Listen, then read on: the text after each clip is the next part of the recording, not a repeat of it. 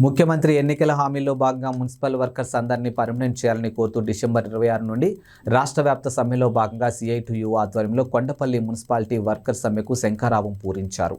తమ సమస్యలు పరిష్కరించే వరకు నిరావాదిక సమ్మె కొనసాగిస్తామని తెలిపారు. ఈ సందర్భంగా CITU మండల కార్యదర్శి ఎం మహేష్ మాట్లాడుతూ ఎన్నికల హామీలో భాగంగా మున్సిపల్ కార్మికులను కాంట్రాక్ట్ మరియు అవుట్సోర్సింగ్ ఉద్యోగంలో పర్మనెంట్ చేసి జీతం పెంచుతామని చెప్పి నేటికి అమలు చేయకపోవడంతో కార్మికుల నిరావాదిక సమ్మెను చేపట్టినట్లు తెలిపారు. అవుట్సోర్సింగ్ వ్యవస్థ పెట్టి ఉద్యోగాలను గాలికి వదిలేశారని, మున్సిపల్ కార్మికుల సమస్యలను పరిష్కరించాలని, లేదంటే రాష్ట్ర వ్యాప్తంగా వివిధ సంఘాల ఆధ్వర్యంలో ఉద్యమాన్ని ఉధృతం చేస్తామని ప్రభుత్వాన్ని హెచ్చరించారు.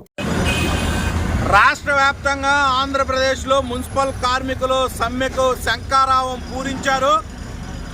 రాష్ట్ర ప్రభుత్వం ఎన్నికల హామీల్లో భాగంగా ఈ రాష్ట్ర ముఖ్యమంత్రి జగన్మోహన్ రెడ్డి గారు మున్సిపల్ కాంట్రాక్ట్ అండ్ అవుట్సోర్సింగ్ కార్మికుల్ని పర్మనెంట్ చేస్తామని హామీ ఇచ్చారు.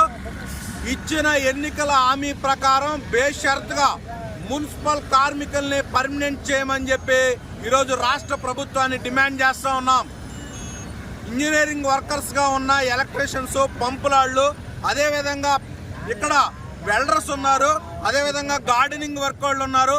వీళ్ళందరినీ కూడా ఆఫీసులో పనిచేసే స్టాఫ్ ఉన్నారు. వాళ్ళందరికి కూడా హెల్త్ అలవెన్స్ అమలు చేయాలని చెప్పేసి డిమాండ్ చేస్తూ ఉన్నాం. సంక్షేమ పథకాలు అమలు చేయాలని డిమాండ్ చేస్తూ ఉన్నాం.